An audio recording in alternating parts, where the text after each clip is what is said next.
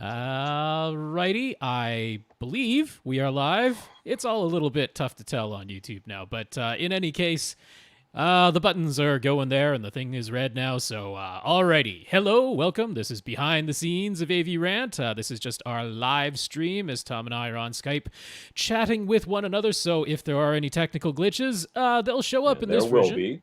Oh, probably. But yeah, there is a completed version with, at the very least, cleaned up audio that posts later in the week. That also has times in the show notes. So that is the cleaned up version for you to listen to later if this one goes awry. And yeah, you have been warned that this is just the behind the scenes version. There we go. Oops. Sure, everything's open here. Welcome to another edition of AV Rant. I'm Tom Andry, and I'm here with Rob H. This is AV Rant. It's your home theater and AV questions answered.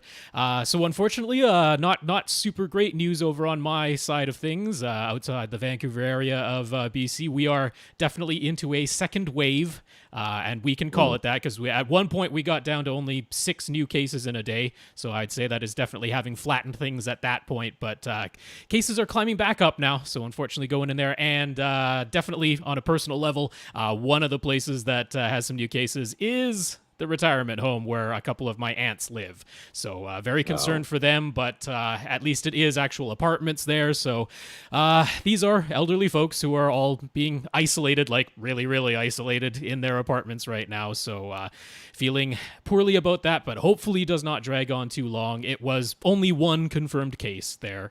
So hopefully that can be isolated and not spread around. But yeah, concerning stuff. So please, everybody, do stay safe, take the correct precautions, and yeah, let's try not to spread this thing until we get a vaccine. we here in Florida, we don't believe in second waves. We're just going to keep riding this first one until we all get it. I guess is I think the plan. There needed to have been Seems to be the plan. a clear down before you can call it a second back up. And That's right. We don't. Yeah, we're going hard. yeah, We're not stopping. yeah. I got in 2, and these are with not like rando people, but I had to have 2 uncomfortable conversations about that I shouldn't have had to have with people because either they were impinging on me. Okay. Like I wasn't. We were in a place, and they decided that they were going to do what they were going to do, and they were going to stand and get right up on my grill, and I was like, you're going to have to back up, man. I had to have this, and not only that, you have to take you and your whole family and just go. You need to leave because this is not social distancing. And then as you guys know, I have workers in my house, and again, I had to say it again. I'm like, if your subcontractors don't want to wear masks, they can go work for somebody else because they can't come in this house anymore. So now that's unacceptable. That's clearly known. It's like, and I told the general contractor, I said, listen, if one of your guys showed up to work with no pants on, you would say, put some pants on. Or no shoes. And if he said, I don't believe in pants, I don't think pants work, I don't think pants are necessary, and I'm not going to wear them, you would say, fine, go home, and you no longer work for me. That's the exact same reaction you should have about masks right now. So if you bring somebody else into my house with no mask on, I'm going to call the cops or something because clearly you can't be trusted. So I have to I'm sending out an email. I've already written it, but it's one of those emails where I wrote when I was real super angry. So I'm letting it sit for a little while. Take a second pass. My wife read it and she goes, I don't know about this interpretive dance part. I'm like, I'm trying to add some levity to this. It really does have the words interpretive dance. Oh, all right.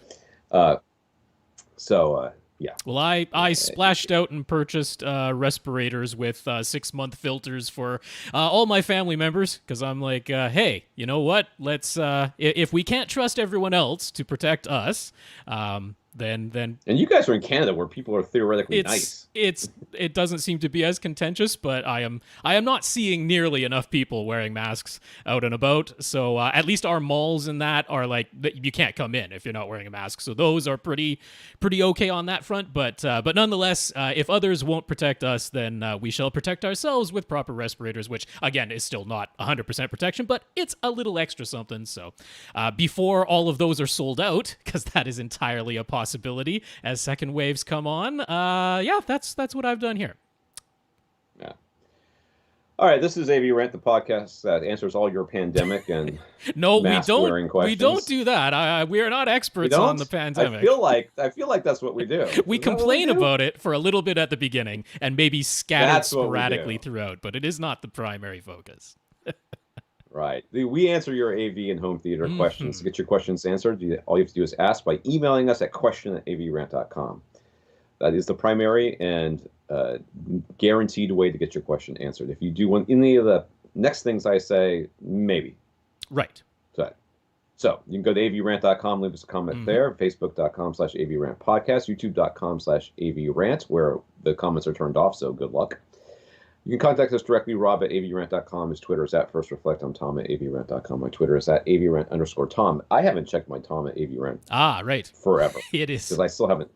It's a nightmare trying to switch it over from the Mac, and I literally don't want to get into it. I'm like, I'm too stressed about everything. The longer you leave it, the worse it's going to be when you finally see it again. Oh,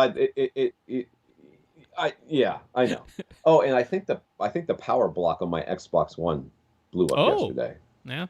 So the Xbox, we had a power surge, which happens all the time, and nothing else is damaged. I mean, literally nothing else is damaged.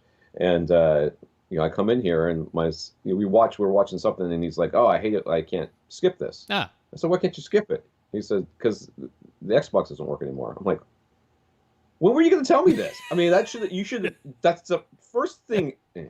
That's a good thing you got that Roku then. I know. That's what we were using. So I did some research. I think it's the power block went bad. So I ordered another one from Amazon, and we'll see what happens when it comes in. Fingers crossed. We will see. All right. I'm going to thank our listeners of the week. To become a listener of the week, you have to support the podcast in some way. One of the ways you can do that is going to avrant.com. Click on the Buy Us a Cup of Coffee link on the right side there, and that will take you to a PayPal donation site. We want to thank Dennis, Benjamin, and Chad for doing that this week. Thank you, gentlemen. Indeed. Dennis, Benjamin, and Chad, thank you so much for the PayPal donations. We appreciate it. We also want to thank our 125 patrons over at patreon.com, up from 124. Thank you for getting us back up to that. That's right. Century mark, like that. Patreon is a service that allows you to become an ongoing subscriber to your content creators of choice.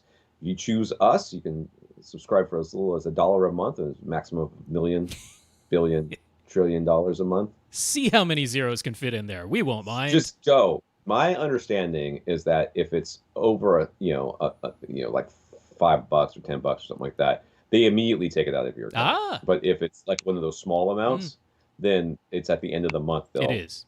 Pull it beginning of the month. Yeah, first of the month. Yeah. Yeah, so 125 patrons over at patreon.com. Yeah, patreon.com/AVRant podcast. If you'd like to sign up, think of it as a automatic monthly donation. And yeah, it briefly ticked up to 126 at some point this moment, and then came back down to 125. So there we are, 125 as of the time of this recording. If you can't support us financially, we completely understand. But if you do something to support the podcast, let us know what it is, and we'll mention you. So RS mentioned us to ABT and AV Science when he bought his new TV and receiver. So thank you, Aris. Yeah, Aris, thank you very much for talking us up to, I think they actually do say apt. Abt. It sounds like apt with a T, but it's a B. Abt. I think they say it that way. And AV Science. That's what I call my ab, too. Yeah, that's right. It's abt. Apt. Other people have six packs, I have a keg. I just think I'm doing it right. I'm just going to do it right. We want to thank some people who sent us some notes of gratitude for keeping the podcast going. You should actually thank the fact that we wear masks, because that's why we're keeping this podcast going, because none of us are sick. So Jack, who says he's the 2-hour plus club for life, and he'd be a 3-hour plus club member if we decide to clear the topic list every week. Don't hold your breath. Josh, who informed us that sadly he is no longer a staff writer for High Def Digest, but his Beyond 7.1.4 series will definitely live on, and he's working on creating a new site to host it, along with some of his other home theater writing. Josh, I feel your pain. I remember what it was like when I stopped working for Audioholics. It was dark days. And Alex, who sent a note or something, because there's something after his name. He did so indeed. Jack, Josh, and Alex. Yes, thank you very much, Jack, Josh, Alex. We appreciate the notes of gratitude and encouragement. We thank everyone for continuing to listen and sending in their questions and continuing to support this community and this podcast. So, that's very nice and encouraging, and thank you very much. On a personal note, as of Thursday of last week, I am corona-free. I went and got tested because two of my kids were exposed to somebody who we know had it. Ah, man. Or has it. So I had to rush everybody down to the testing site, and we got their results within like 36 hours, and mine within 48 or so. So it was pretty quick. So as of Thursday, I am sure we are all clean here. So that's good. Good. In the news just broke after we finished recording last week. Disney is abandoning the theatrical release of the live-action version of Mulan, which I am really looking forward to. It looks good. I like Mulan just fine. It's not one of my favorite Disney movies, but I really like martial arts. Anything. I'm really very excited about this. So. It was meant to be a summer blockbuster with a production budget of over $200 million. Instead, it will premiere on Disney Plus on September 4th, but you can't watch it with just a regular Disney Plus subscription. You'll have to pay $30, at which point it will become available to watch as part of your existing Disney Plus subscription, which means you can probably watch it infinity times at that That's point, right. Yes, you can watch it as much as you want if you pay the $30 on September 4th, or anytime after that before it becomes part of regular Disney Plus. Right. Some news outlets are describing this as a premium video-on-demand rental. Other outlets are calling it a digital purchase, which is what it is. But it isn't really either of those things. At some point, Mulan will be added to the regular Disney Plus library. You would simply be paying an extra $30 to now unlock it early. Disney has said this is a one-time movie that only applies to this one movie at this one time, whatever. So, yeah, I mean, you're not technically purchasing it, but Disney Plus, out of all the services that are out there. Hulu, obviously Netflix is not going anywhere. Right. Hulu seems to be not going anywhere. The rest of them are all, as far as I'm concerned, it's like death race out there. It's like, I mean, of all the one-time purchase and rental places, you'd have to think Apple is probably the least likely to completely disappear at a moment's notice. Right. But Disney is pretty close up there. Disney's not going anywhere. No, they are really, really heavily invested in Disney Plus. I mean, this is an interesting move. When we first saw the $30 price point, because these other premium video on demand rentals that we've had previously have been $20, and I was like, $20 to me is honestly a pretty darn attractive price, because easily, as soon as you've purchased 2 tickets to go to the theater, $20 is probably less than that. But $30 is like, that's a little questionable, but this isn't the same as one of those rentals because it's not limited to 48 or 72 or 24 hours. Right. You can watch this as much as you want after you've paid the $30. Now, if you just want to wait, you have to remember this is in lieu of the theatrical release. So if you just waited the normal amount of, like whenever Mulan was going to come to Disney Plus normally after the theatrical release, which I don't know whether that's 9 months or a year from now, but that's still going to happen. You don't have to pay the $30. It will come to Disney Plus in whatever it is, 9 months probably. But if you want to watch it now in lieu of a theatrical release, $30, I'm like, it's a little bit pricey if you really are only going to watch it once. It's certainly if you're alone and watching it only once, that's pricey. Right. But if this is something that you have kids and they might watch it repeatedly, that's not such a bad deal. I know there's a lot of families out there that are just desperate for any sort of new original content that they can get excited, their kids can get excited about, and especially these kind of Disney movies tend not to be watched just once by kids. I am not doing this. And if you were going to take a whole family to the theater, you were going to spend more than $30. So at that point, that's easy to justify. Right. I mean, if I take just one kid, I'm spending more than $30 because you got popcorn and everything else that's going to go along with that. So yes, I agree. I think that this is still a pretty good deal. I don't think that it's not like buying it. If it were me, I would wait for the disc to come out, and I would buy the disc for $30 because with rather this, than this. you pay the $30, but if you ever stop your subscription to Disney Plus, it's gone. So it's not like purchasing it on Apple, where you have that purchase even if you never buy another Apple thing again. So it's not really a rental. It's not really a purchase. To me, it's unlocking it early. Right. Disney won't be releasing any more catalog titles on Ultra HD Blu-ray, including the 20th Century Fox back catalog. New movies will still get a physical disc release after their theatrical run, but this is a clear step away from physical media and further towards making everything that Disney owns streaming only. So what are they doing, just Blu-ray? They're not going to do Ultra HD Blu-ray? Well, so not Ultra HD Blu-ray. I don't know if there will be Blu-ray releases and DVD releases, but Ultra HD Blu-ray, definitely not catalog titles. And, I mean, a lot of Disney stuff was already out there, but Fox, there's a lot of Fox's back catalog that has never come to Ultra HD Blu-ray, and it won't be now. So, yeah, it's a little bit disappointing for people who are collectors. I'm not a great, I mean, I know what they want to do. They want to have everything on Disney Plus, essentially, and Hulu, since they now own that, so that, you're constantly paying the subscription to watch it. But what I really dislike that they've already done is censored things. Edited things, censored things on the service, and when there is no way of having the original version, you're stuck with what they feed you. So that I'm definitely not a fan of. Right. No, I agree with that. APC has discontinued all of their AV-centric battery backup models. The J and the S-type series are no more. For the moment, the H-type series of power conditioners remain, but they do not have battery backup. That's the one I have. It is not clear if any new models are planned as replacements, but an APC rep was recently on the CDIA podcast describing how they are moving away from using stepped approximations of sine waves to either pure or smoother approximations of sine waves throughout the APC UPS lineup. So there might be new models in the works. For the time being, the new back UPS Pro gaming performance units look like the best replacement options. The model numbers are BR1000MS, BR1350MS, and the BR1500MS. They offer 6 battery protected outlets and 4 surge only outlets, all with voltage regulation, but no high current outlets. They are all limited to 12 amps. So there you go. Yeah, they're pretty reasonable replacements. They're right around the same price as the J25 used to be. As the model numbers go up, it's longer and longer battery life and more wattage available from the battery. That's really all that's going on there. So yeah, very reasonable units, but don't have the high current 15 amp outlets. Okay. Well, I guess this is a warning here. TCL just announced their new 6 Series TVs, the R6335s. These look to take on Vizio's P Series by offering a similar number of local dimming zones, but all at price points that are $300 less. They also have a 55-inch screen size, while the Vizio P Series starts at 65 inches, but there's a bit of marketing trickery afoot. TCL has promoted that this new 6 Series is THX gaming certified, and that includes supporting variable refresh rate up to 120 hertz. But that does not mean 4K at 120 hertz.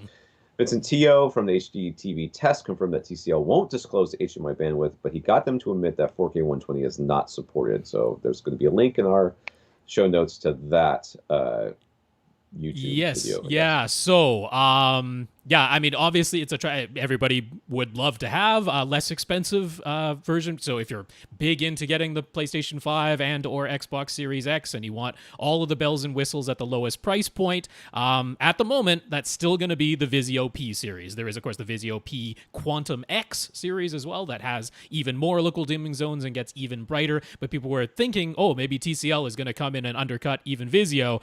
But it's not full 4K at 120. It's 1080p 120 or maybe even 1440p 120. We don't know for sure, but not 4K 120. So it is not the full HDMI 2.1 bandwidth. And your best bet is still going to be that Vizio P series. Some comments here from listeners. James wanted to comment about the whole 12 amp versus 15 amp surge protection subject, noting that if you look at the power requirements of even flagship AV receiver models, the maximum current draw on a 120 volt line is typically under 8 amps. So, of course, an AV receiver is rarely ever drawing maximum power. So perhaps the concern over having the full 15 amps is a little unwarranted. Well, if you have a high power amplifier, though, like a monoprice monolith. Right, I was thinking Yeah, subwoofer amps. Subwoofer, yep. One of Some of those could be drawing a full 1500 watts, 1800. Well, it'll try to draw 1800 watts. You won't get that much Right. to the just out of efficiency. But yeah, those can go crazy, crazy high. Although, for the vast majority of people in the vast majority of circumstances, I do have to agree the chances that you're going to actually draw a full 15 amps from an outlet from one single device is pretty low. But nevertheless, since we have something as simple as APC's P8V that can do so very affordably, I still kind of say why not if you're connecting an amplifier or a subwoofer. Right. James also wanted to mention that he has had HDMI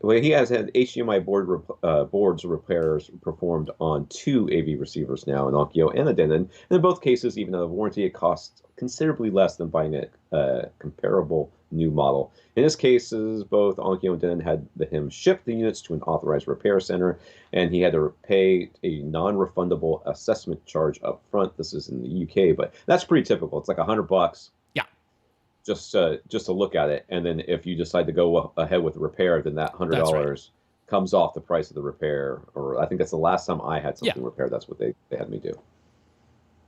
So that's pretty typical. Nelson got back to us regarding his Marantz SR7010 that is immediately going into protection mode. He wrote to Marantz, and their support service replied with detailed advice. They tried to determine if the issue was internal or external. They had him completely unplug everything, then take the receiver to a completely different room and plug it directly into the wall outlet. He also took our advice and gave a thorough cleaning inside and out. It still goes into protection mode immediately, so Marantz said it's most likely an internal problem and servicing is required. Via email, they cannot determine whether it's a full parts replacement of some kind or something small like just a loose wire or failed solder joint. I always want to say solder. There is an L. Solder joint. But interestingly, they had this to say: if the unit does need service, this is a quote here. If the unit does need service, I would not pay to ship it to an authorized Marantz service center unless it is in warranty. If it's out of warranty, I would take it to any place in your local area that does TV or radio repair. Anybody with that skill set can safely open the unit and do an evaluation for you to give you an idea of what the cost of fixing will be.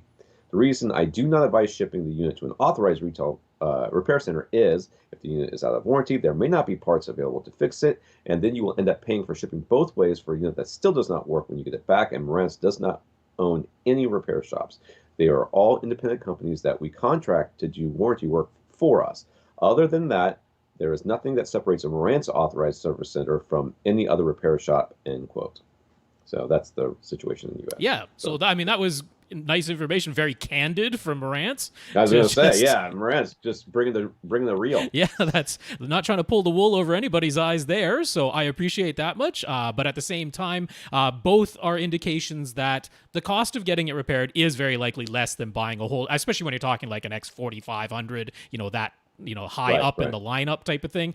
Fully replacing that is going to be more expensive than the repairs. So sounds like Nelson has done his due diligence for sure, and servicing is going to be required on that one. All right, Andrew wanted to share some tips he learned about setting up his Hdmi remote using a mono 2.5 millimeter to 3.5 millimeter cable to connect one of the ports on the back of his Hdmi hub directly to the IR input port on his Den receiver. Works perfectly. So that is confirmed. Yay. That is good. I was unaware that would work, but I'm glad to know that it does. I got to remember to tell my parents have had more problems with their stuff than anybody else has because of my mom's inability to allow things to be seen. So she keeps moving things back. Like, you got to leave the IR you need a line of sight for infrared. Yep. Yeah. He already had a hub, so he bought a Hdmi 950 and wanted to add it to the said hub. If he tried to set up the 950 directly and then add it to his hub after the fact, it didn't work. What he had to do was begin the setup of the hub using the smartphone app and then pair the 950 remote to it, at which point the Hdmi software recognized the new 950 plus hub combo as a Hdmi Elite. Yeah. That's order of operations. Good to know. For Bluetooth devices like the NVIDIA Shield, the device won't recognize the Hdmi's commands until you pair it, which is true of all these things. So in the Hdmi software, you can go to Edit, Connectivity, Repair, and then in the Repair, not Repair. Right. Repair. Yeah. Pair it again. Yes. And then in the Bluetooth device, you activate its Bluetooth pairing function, and now they will work together. That's true for the PlayStation 3. Yes. All of his devices are actually connected to his Wi-Fi network, so using the Hdmi Hub's wireless network scan function made it super easy to add all of his devices, including his Philips Hue lights. so that's good. The new 2019 NVIDIA Shield models offer a button mapper function to assign specific apps to buttons that you might not use on the Shield's remote, such as volume up and volume down. So mapping those first and then programming the Harmony allows him to have a single button push to launch his most used apps. So there is already a dedicated Netflix button on that. So if you have, say, 3 or 4 apps that you use on a frequent basis, now that the included remote with the NVIDIA Shield has more buttons. The old one had like 5 buttons total, I think, like including the up, down, left, right, and enter, or like 6 or 7 buttons. It was not very many, but the new one has more, and some of them you don't always need. So yeah, that's cool. Button remapper. Right. Cool. All right, let's see here. Let's get to the questions. Jules. For his whole house audio system, Jules bought a 16-channel Crestron branded distribution amp off of eBay. It's rated at 60 watts per channel. He connected 8 separate Chromecast audio devices. It's working well and sounds fabulous, but there's a bit of a problem. It's too loud. He is controlling the volume via the Chromecast audios themselves. There are no volume adjustments of any kind on the amp. He has never been able to turn the volume on the Chromecast audios higher than 10%. And even with them set to the minimum of 1% before they go to bed, they're too loud when they come on in the morning. There was another eBay listing for an ADA branded 16-channel amp that has only 45 watts per channel. Would that lower the volume for him, or is there some other way to just tone down what he already has? You've got to be able to put a volume control in line here. There's got to be one, right? So, so first of all, I wanted to address the whether going to the ADA that is 45 watts versus the Crestron that is 60 watts that you have will lower the volume that you're hearing from the Chromecast audio devices. No. That will give you less headroom to turn the volume as high as the Crestron's volume could go. It will give you less headroom, but what determines how quiet it is at the low end of the volume scale is the gain that is applied to the input. So when you plug the Chromecast audio into the amplifier applies some voltage gain to that signal before then amplifying it, and it is that gain stage that determines how strong the signal going to the amplifiers will be. And I looked up the specs, and they're essentially identical, but the ADA was specified as being like 0.7 decibels louder in gain than the Crestron. So at best, it would be exactly the same, and at worst, it would actually be even a little bit louder than your Crestron already is. So that is not a solution just because the total number of watts is lower. That's the opposite end of the spectrum. So there are sort of like inline passive, they would call it an attenuator, because this is not an amplifier. It can't make the signal any louder, but you can make the line level signal that comes out of the Chromecast and goes into the amplifier quieter. So it's just a little potentiometer that you plug the cables in. Now, there is an inexpensive one. It's available on Amazon from CalRad. But the thing to know about it is the wires are actually kind of reversed from what you might think they are. The female leads, where you might think you would plug your Chromecast into the female leads, no, that's actually the output, and it's the male leads that are the input to this little CalRad device. So you might need some adapter cables to get all of that connected if you went that way. Now, over at a company called H Labs, they have a little variable attenuator device, but it's about $25 each, and you've got 8 of them to go with. Right. So it starts to add up, but there isn't anything that's a lot less expensive. The little CalRad one over at Amazon is like $16 each, which still kind of adds up, but it's not crazy. You can also get just fixed RCA cable attenuators. In your case, I'm pretty sure you'd want to go for the 12 decibel ones. They come in 6 and 3 decibels, but I think you need more than that. You've got obviously plenty of headroom to work with. So you can just get little fixed attenuators, 12 decibel attenuators that go onto the RCA plugs. You can get those at Parts Express. But again, they're not super cheap. They're like $10 each, and you need 2 of them per device for left and right. So you might as well get the one that has the volume control. The volume control, yeah. It actually is the least expensive. Although if you end up needing adapter cables, then it starts getting a little bit messy. The fixed attenuators are the cleanest in terms of install, because you just plug the normal plug into them, and then you plug the attenuator directly into the amp. Right. But you have the least control. You have the least control. All right, Terry. Terry went ahead and bought a pair of the monoprice Amber in-ceiling speakers with their folded ribbon tweeter. He has his 4 golden ear in-ceiling speakers installed, and even with the mismatch, he really likes the results. Atmos sounds more impressive with a pair of speakers directly above his front row of seats, as well as directly above the back row, and the third pair out in front as front heights. So this is exactly what he wanted. Yay! Good. Yay.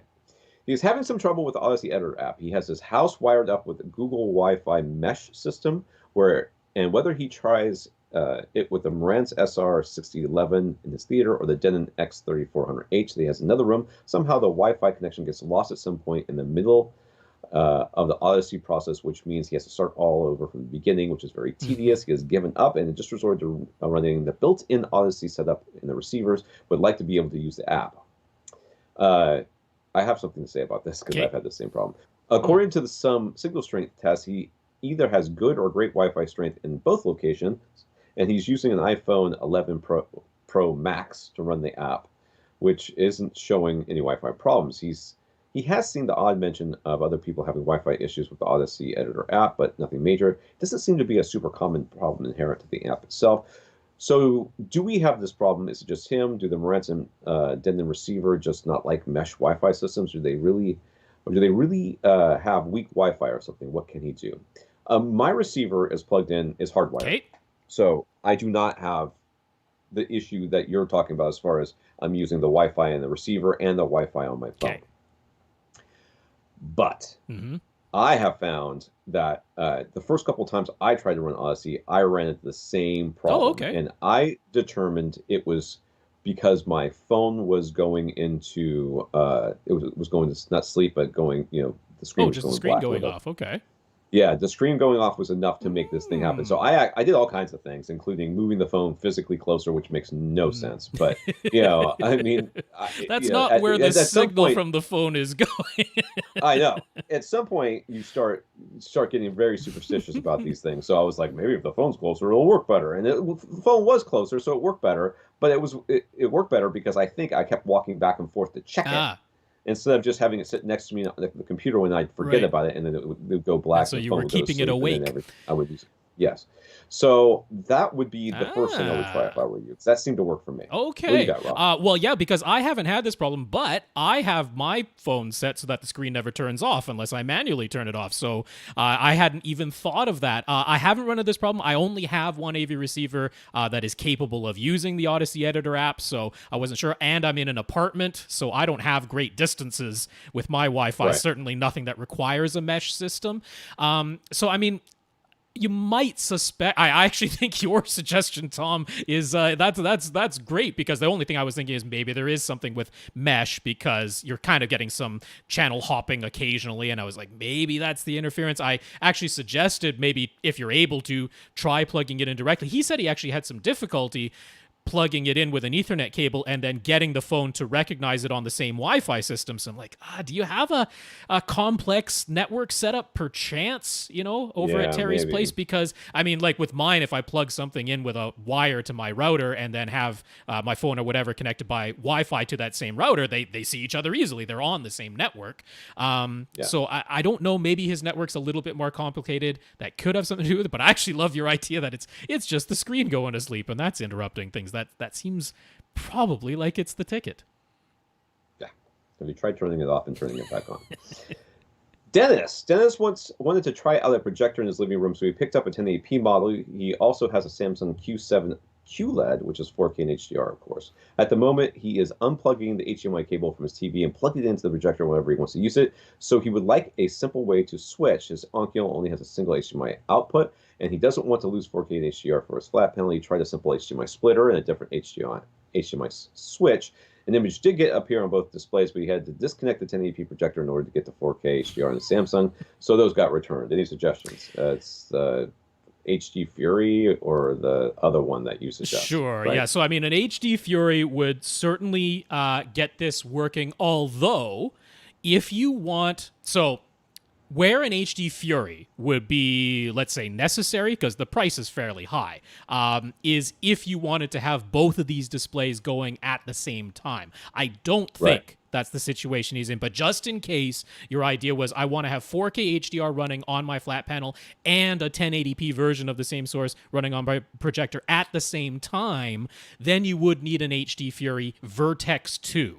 That'd be the least expensive way to do that, because that's the one that can actually do full like HDR reprocessing down into SDR at the same time that 4K HDR is still being fed through its other HDMI output.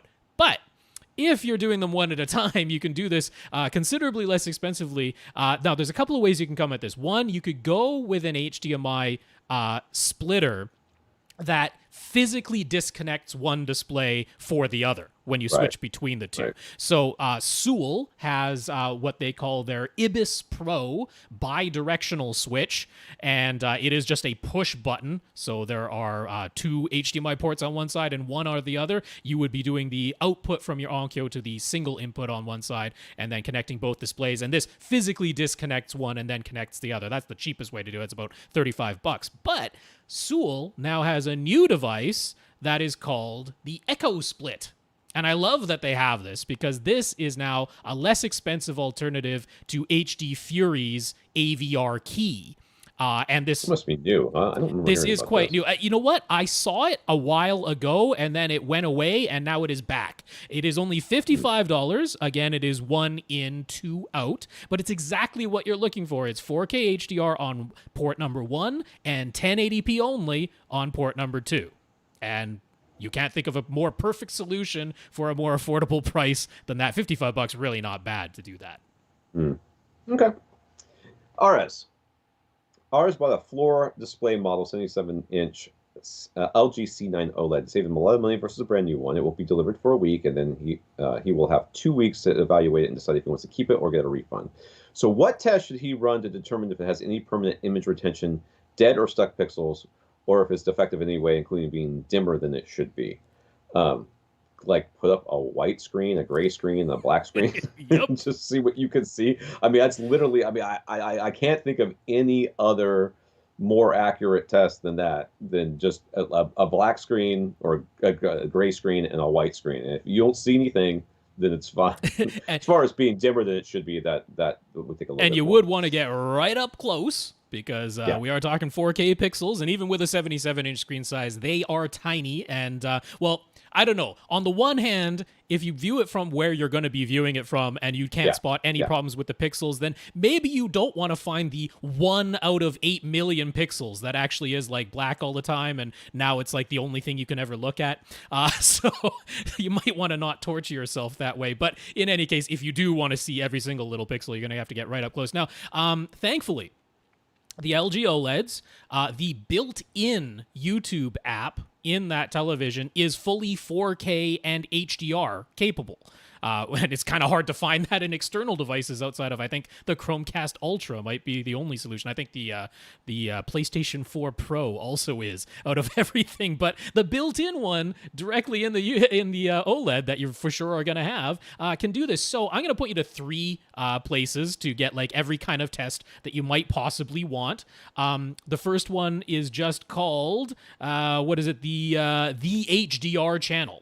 So the HDR channel on YouTube has an actual HDR test. That is their brightness stress test, and that'll put up at 5 seconds each intervals of, I think it's 100, 200, 400, 1,000, 2,000, 4,000, or something like that nits. So if your screen gets progressively brighter as those tests are going along, then it's showing you everything that HDR should look like. I mean, if your screen is 600 nits instead of 700. I don't know how you'd ever know that without a meter, but if you can see the difference in each of those as the brightness level in the signal goes up, then your TV is working properly as far as... Yeah, it's not going to get to 4,000. Well, definitely no, it's not even going to get to 1,000 on an OLED, but it will be tone mapping. The TV will be tone mapping, so if you can still see the difference, then everything is working great.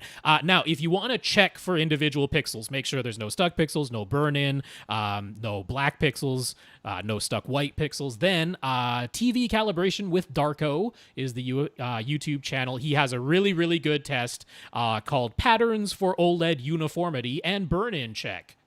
Almost sounds like exactly what you want, isn't it?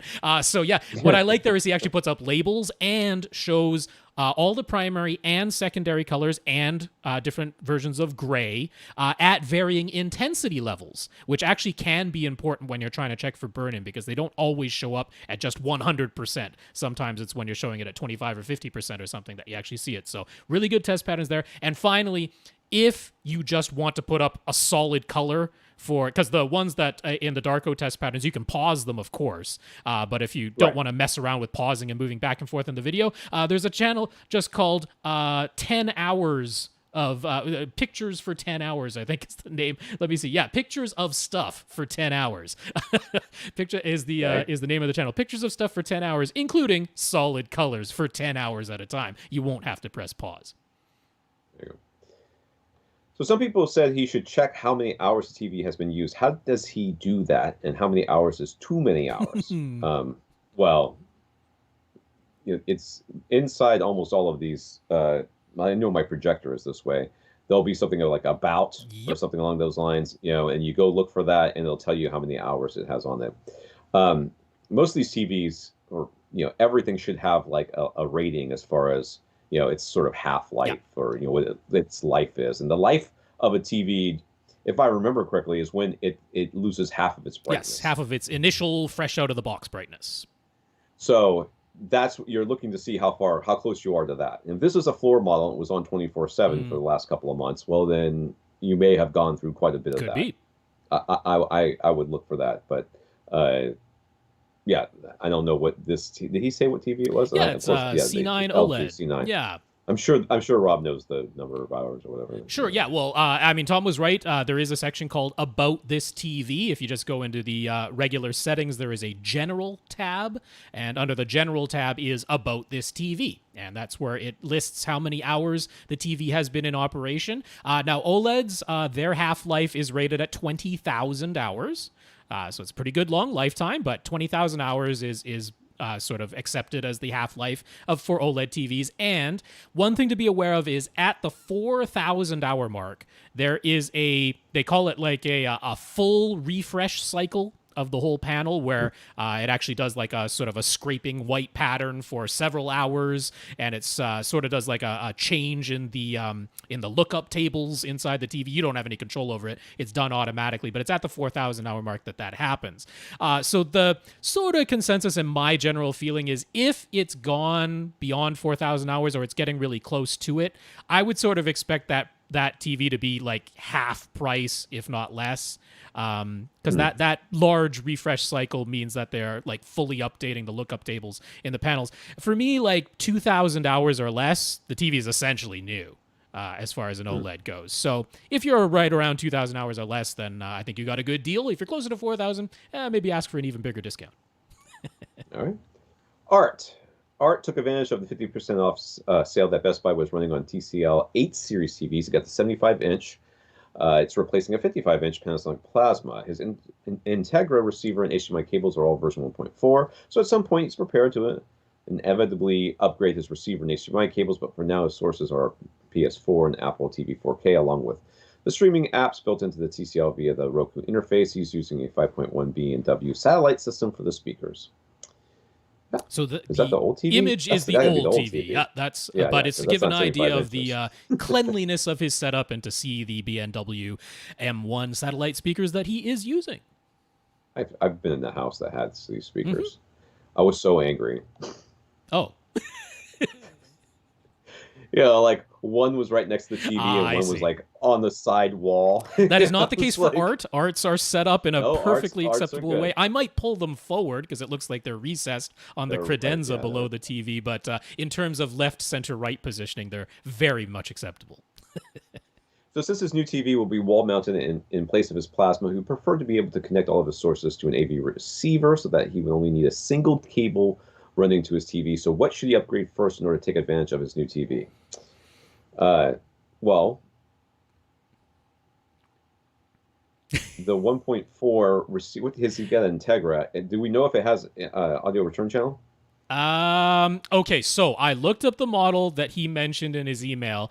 In the specs, when it originally came out, it actually said it was HDMI version 1.3, which did not have audio return channel. Now, I don't know if there ever was an update, if it was possible to update. I don't know the situation on that. So to play it safe, there's a very real possibility he does not have audio return channel because when it originally came out, it was definitely version 1.3. Now, he could, of course, run an optical cable, which would give him, in his case, since he's just got a 5.1 audio system anyway. Cable. But he wants what? He wants one cable. He wants one cable. Yeah. Right. So to take advantage of what you have right now, you have to run a second cable. You run the optical cable from your TV back down to the receiver, so that you can get the audio from the apps. That's right. Okay, that's if you don't have audio return channel. If you have audio return channel, then you can turn audio return channel. You won't get full lossless. You'll get Dolby Digital or something like that, but you won't get the full lossless on there. But you could use that. That would be your one cable. So what do you have to upgrade if you want to get the full experience and plug everything into the receiver and get 4K and HDR and all the goodness? Yeah, you gotta upgrade everything. I don't know that. Depending on the length of the run, getting full 4K and everything else with a legacy HDMI cable is gonna be very much a crapshoot and probably not possible. But I don't see any. But the upside is that if your receiver is right below it, which is where it looks like it is, this is not an expensive purchase. Yeah, so I think he actually says it's in a closet about 20 feet away in his next question. It is an expensive purchase, yes. Yeah. It will be an expensive purchase. So, I mean, so the thing is, if you have any external 4K sources, to have the full 4K HDR video, you would have to plug them directly into the TV. And I don't think he wants to do that in any circumstance. No. I mean, maybe if it's something like a Roku stick where you really wouldn't see it, it'd just be, plugged directly into the back of the TV, or an Amazon Fire Stick.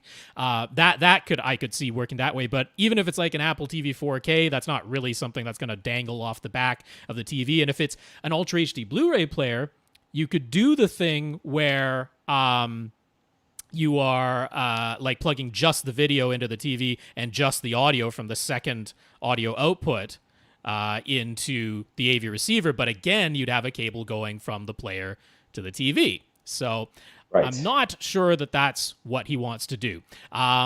So I'm sure it's not what he wants to do. No. So the first thing that you would need to get is an AV receiver, and then almost certainly a new HDMI cable as well. That would be the place to start with your upgrades. There's really no getting around this. So this is the problem. Using the cable in the wall, especially if it's a 20-foot long cable, then you end up with bandwidth limitations, which means you're not going to get 4K or maybe not 4K, maybe not HDR. Maybe you'll get one, maybe you'll get both. Dolby Vision, all that stuff is probably going to be right out, and you won't be able to get. If you get a new receiver, your cable might be able to send the audio back, the audio return channel back, depending on which cable you installed when you installed it. Could possibly work that way, but there is no getting around. You have to replace both these things if you want to have one cable and take full advantage of your TV and plug everything into the receiver. That way you can use your apps. You can use the eARC to send back your full, lossless whatever audio. So you get the full lossless from your apps. You get the full video signal going to the TV from your sources at the receiver's end. There's no real way around this. Unfortunately, there's no workaround that doesn't involve you running more cables in the wall. And in this case, it would be cheaper to buy the receiver and another cable than it would be to buy a splitter and then.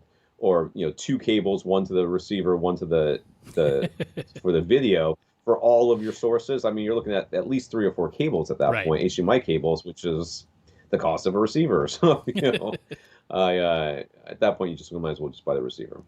So his current Integra receiver is in the closet, as Rob mentioned. So the HDMI cable that runs to the TV is 20 to 25 feet long. Is that too long for an HDMI 2.0 cable? It is not. What is the maximum length for an HDMI 2.0, and does he need to worry about 2.1 at all? it doesn't sound like you're going to need to worry about 2.1 because what does that add really is the variable refresh rate? Yeah, and Is that 4K 120 or 8K. Right. So, I mean, unless you're planning to very soon replace the TCL 8 series that you just bought, and I don't think that's the case, then you don't need to worry about HDMI 2.1. I mean, at someday you probably will, but I'm assuming you intended to keep this brand new 8 series TCL for some amount of time.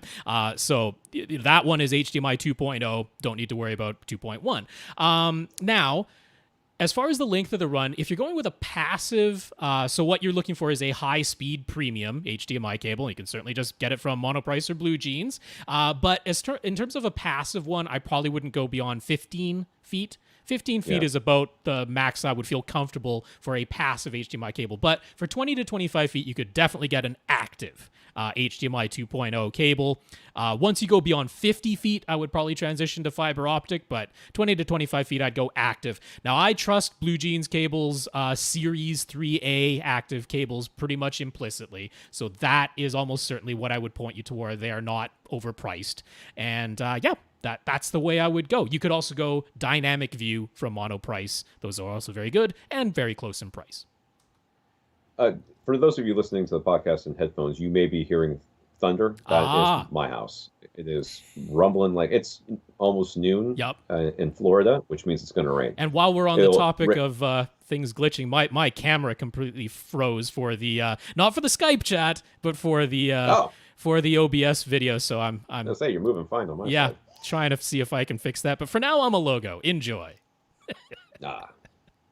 So this is from Anonymous. We haven't had an Anonymous question in a while. So Anonymous has been using a Chromecast audio in their phone to stream music from Tidal and Spotify to their home audio system, but sometimes the internet connection seems to get lost or interrupted. A week later, it turned out that it was the Chromecast audio's power cord, so it's actually fine, but nevertheless. Would there be any advantage in terms of sound quality to getting a dedicated network streaming device? The max budget is $400. So you're streaming it to a Chromecast, right? So the Chromecast, the way that Chromecast works is it's not the direction you think it is. It does not go from the internet to your phone, and your phone sends it to the Chromecast. That's not the way that this works. So the way it works is it goes, you go on the internet with your phone, and you say, I want to stream this, and you say, cast it to the Chromecast, and the Chromecast says, what do you want to watch? Oh yeah, you want to watch that? And it goes and grabs it from the internet and starts streaming it. That's why you can turn your phone off and it'll keep going and it'll be fine. So the question then becomes, what is the best bandwidth that you can get? What's the best the throughput of data that you can get? Is the Chromecast the best, or is there another device that's better? If you could get a device that you can hardwire, that would be preferable to a Chromecast. It might be harder to operate, but it would be preferable. Right. Yeah, I don't. But sorry, go ahead. Go ahead. I was going to say I don't think it's really an issue. Continuing to use the Chromecast audio if you found what the real problem was. I mean, the thing is, the Chromecast audio, well, as we heard earlier on, its line level signal output is actually probably higher than some other devices. That's not the problem. And actually, I know for a fact that the Chromecast audio, in terms of its analog audio output, has remarkably low noise. Like it was a surprisingly well-made little device. So the chances that you're going to get significantly better audio quality, just in terms of 2-channel stereo, really, really low. That said, there are some devices that will accept audio formats from certain services. I'm particularly thinking of Tidal, that the Chromecast audio doesn't necessarily support, and specifically I'm talking about the highest res version of Tidal with Atmos audio. Right. Now, if yours is a 2-channel only system, then we're really not going to worry about that, are we? But if you wanted to do that, the device I would actually point people towards these days is the Amazon Fire TV Cube. Amazon Fire TV Cube supports the very highest level of Tidal audio, including Atmos audio. At the moment, Amazon Music HD is still only offering Atmos audio via their Echo Studio speaker. But if and when they start offering it to a regular home service, you can be pretty sure that the Amazon Fire TV Cube is going to be the first device to get it. And then as far as a Spotify playback device, it's very, very good as well. And then it also has She Who Shall Not Be Named built right into it. So if you ever lose the remote or don't have your phone handy on you, you can just talk to the thing and get your music playing that way. So I actually really like the Amazon Fire TV Cube as a streaming audio device. The one little hiccup there is, so first of all, in the box, it comes with an Ethernet adapter. So if you do want to go hardwired, you have that ability right out of the box. And then the output of it is HDMI. And I'm thinking if you have a 2-channel only system, most 2-channel only systems still today don't have HDMI inputs. Right. So you'd be looking for something that can turn the HDMI signal into a regular RCA or perhaps optical signal, because sometimes you have that. Well, once again, Sewell comes to the rescue because Sewell has an HDMI audio extractor called the Siphon. That has really, really good specifications as far as very, very low noise on the analog output section, and very reasonable price for the Sewell Siphon. What is that? $35. So you get that along with an Amazon Fire TV Cube, and I think you got a really good streaming audio setup. So if you're not going multi-channel audio, just stick with what you got. And if you do want to go multi-channel audio, you're going to end up paying a bunch of money. Okay, the dog is now in here because she is upset. She is upset with what's going on. That was thunder. Okay, I finally heard some of the thunder you've been talking about. It's the first time. Your microphone just changed. You changed microphones. I almost certainly did. Hold on. In my recording, it's fine. In my Skype, I'm sure it changed. The recording is fine. That's the important thing is that the thunder went, and then suddenly you got echoey, and I'm like, what is going on? So, yes, we are getting a bunch of thunder. So the dog has been let into this room so that she can sit on the couch and stare at me, wondering why I'm not over there helping her. What are you doing? It's always fun technical times at AV Rant. Yes. All right, let's go on to our next question here. Tony is replacing a 60-inch... Okay, now she wants to get out. Hold on a second. Let me read this question, and then I'll go let her out. I think my microphone should be fixed. You got your mic fixed, yes. I see you. Come here. Come to the other side. Come over here. Come over here. Come over here. Come here. You know what, folks? I think we've done a pretty consistent job here on AV Rant throughout all this pandemic. I mean, if you watch all the late night shows and everything, everybody is doing wackier stuff than we are. I think it's time that we take a little aside and recognize that not everything is perfectly normal. And hello to your lovely little dog Violet there. Yes, Violet's going to sit with me for a second while she calms down. All right, Tony. Whoop, no, she goes. She's calm, I guess. Tony is scared away the doggy. Tony is replacing a 60-inch plasma, and it's important that the new TV be as large as possible because the person who will be watching this TV is the most is legally blind. The budget is around $3,000. Should you consider the very affordable a $1,900 86-inch LG UN 8500 LCD TV, or would it be generally worth it to spend more for a different model? All right, you answer that, and I'm going to go. I shall. So I will say, so this is one man's opinion, but I really would not recommend LG's LCD TVs. Unfortunately, I would have to say full stop. They don't have uniform backlights. LG exclusively uses IPS LCD panels, which means inherently their contrast and their black levels are just not as good. You're talking 1,000 to 1 contrast, which is not a high number for TVs these days. Just your standard vertically aligned panel that, say, Samsung or Sony, for the most part, is using will have at least about 4,000 to 1 contrast, and then they have local dimming on top of that. So the LG, I mean, very attractive price point. I can't argue with that, but I just don't think the image quality is there where I can feel good about recognizing it. Now, thankfully, there is an 85-inch TV that I can really quite wholeheartedly recommend, and that is Sony's X900H. Now, it has full array local dimming, although not a tremendous number of zones. So we're not talking about itty-bitty tiny zones that really, really up the contrast and black levels that way, but Sony's algorithms that they're using for their local dimming and reducing haloing and that are really quite good. What I like about Sony is they always maintain the shadow detail, and then it's just a very good television overall is the Sony X900H. We do know that Vizio's P Quantum X, which will be the only series they have with an 85-inch size on offer, it is going to be coming out. It's expected in September. The price point is actually right at $3,000 for the 85-inch, so it hits all of those targets. It will be brighter than the Sony X900H. There's really no question about that. However, some of the early previews, and we can't really know for sure because these were like pre-production models that got sent out to one or two reviewers in advance. There were some issues with how the backlight was being handled where it wasn't just the normal halo of light around little bright objects. It was like scattering color around little bright objects, and it was really quite noticeable. And I don't know if it's something that's going to be fully fixed in the full production models or if this is an issue that Vizio is having this year. So it's a bit of a wait and see, but if you want to buy one right now, I can really quite wholeheartedly recommend the X900H from Sony. There you go. Chad wants a new TV for his well-lit living room due to his viewing distance. He would really, really like as long a screen as possible within his $4,000 budget. What would we recommend? Chad, rewind about 3 minutes to this podcast. That is a C above answer. Yeah. Yeah, it's going to be that Sony X900H. All right. Chad's dad also wants a new TV, and he is really hung up on getting 8K because he's going to sit on the TV as he watches it. He's going to use the TV as a chair. He's going to actually have two of them and use them for eyeglasses.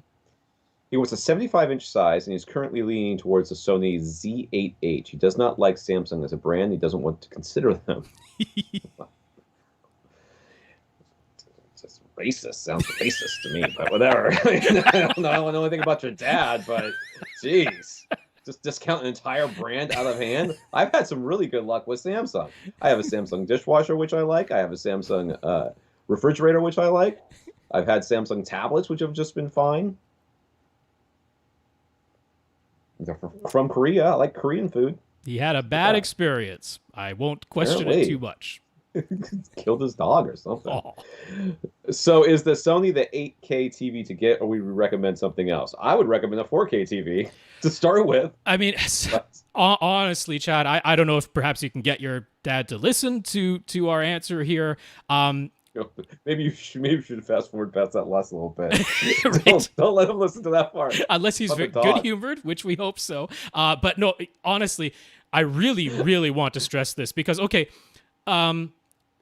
do you just want to have more pixels so that you can say you have more pixels, or do you want the best looking image quality that is available to purchase today? Because those two things are not one and the same right now. Well, I guess that's right. If he's got $20,000 to spend, you could get LG's 77-inch 8K OLED. It is $20,000. That is their Z10, the ZX model. That does exist. I don't think he was looking to spend $20,000. No. I will say this flat out. The 77-inch OLEDs, 4K resolution OLEDs from LG are superior in image quality in every single way to the current 8K LCD televisions at the 75-inch screen size. That is just full stop. Whether you're talking sharpness, because if you're thinking the higher resolution, it must look sharper. No, the 4K OLEDs look sharper than the 8K LCDs because there is more to visual sharpness than just the pixel count. That's right. The contrast is especially higher. When there's no 8K native content to map it to. There's not that. So everything's got to be even if there were, the 4K OLED still looks sharper because the edges of each pixel are better defined in the OLED, but the contrast, pixel beside pixel, you can have full black next to full white on the OLED. You cannot do that on the LCD. Think about the number of local dimming zones on the LCDs hasn't changed, but you quadrupled the number of pixels. It doesn't look any sharper. The blooming is actually somewhat worse. The let-through amount of light on the 8Ks is lower than the 4K LCDs.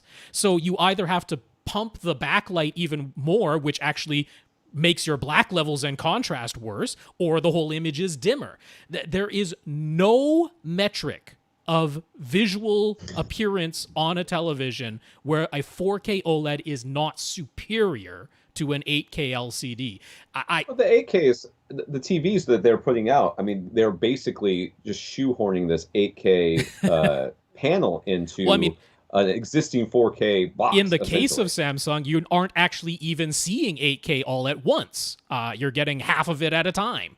So I don't know if there's any way to convince you. I hope there is, because in every single way, a 4K OLED is what you should get here.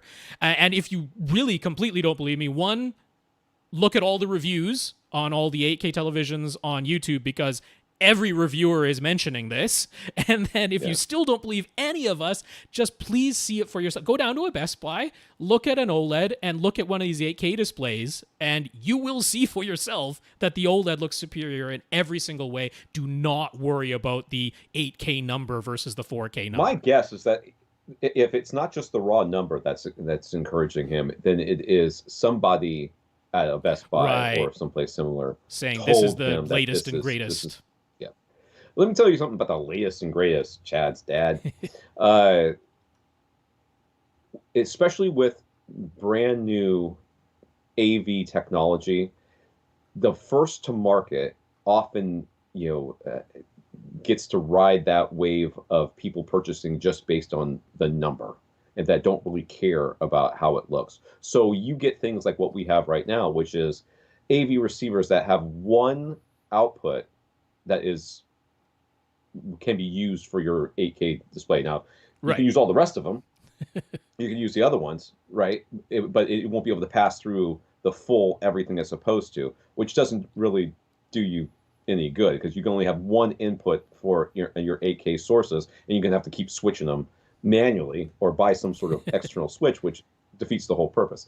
The technology, first of all, is unnecessary. I think if you listen to this podcast for any length of time, you will find out that if you can't see a pixel, it doesn't matter how small that pixel is when you're not seeing the edges of the pixel.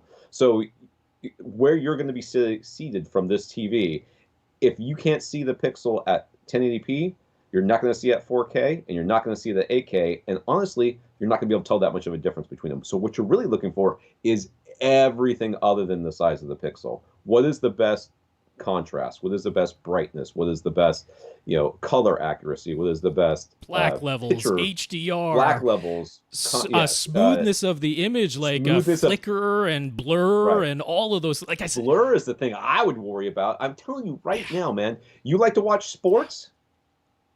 No, do not go for an OLED. 100%. Like I say, every metric, every single metric, the OLED is better. I don't know how to stress it enough to convince you. I hope there's a way. Yeah. If only thing you care about is the pixel count, then knock yourself out, buy whatever you want. You don't need our help.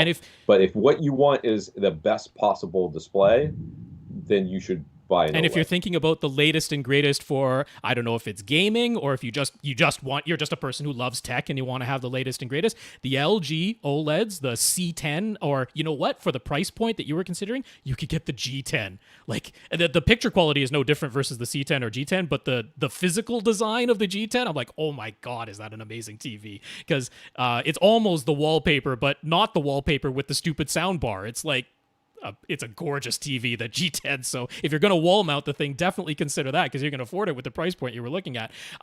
But if you want the latest and greatest, they have the full spec HDMI 2.1. So they've got the fullest spec as far as the tech goes. It's literally just the pixel count. So please get the 77-inch OLED. I beg of you.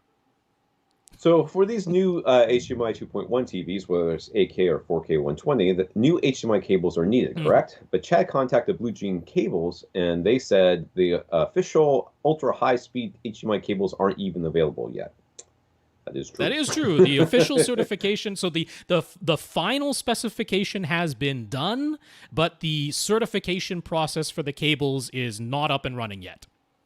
Right. So basically, you can make a cable that can do the thing, but you can't get it tested and get the stamp of approval. Get the little hologram sticker. You can't get that yet. That's right. So in his dad's case, he wants to run a new HDMI cable inside his wall so that it can handle 8K. And Chad was even thinking it might be a good idea to run at least 2 new HDMI cables plus some Cat 6. But how long can ultra-high-speed HDMI cables be? And if an official one doesn't exist yet, what should he get? Well, I bet you could call back Blue Jean Cable and say, well, if I was going to install one of yours in the wall and it was going to be this long, I wanted to make sure it can do all the things. They will tell you which one will do the thing, and it will do the thing.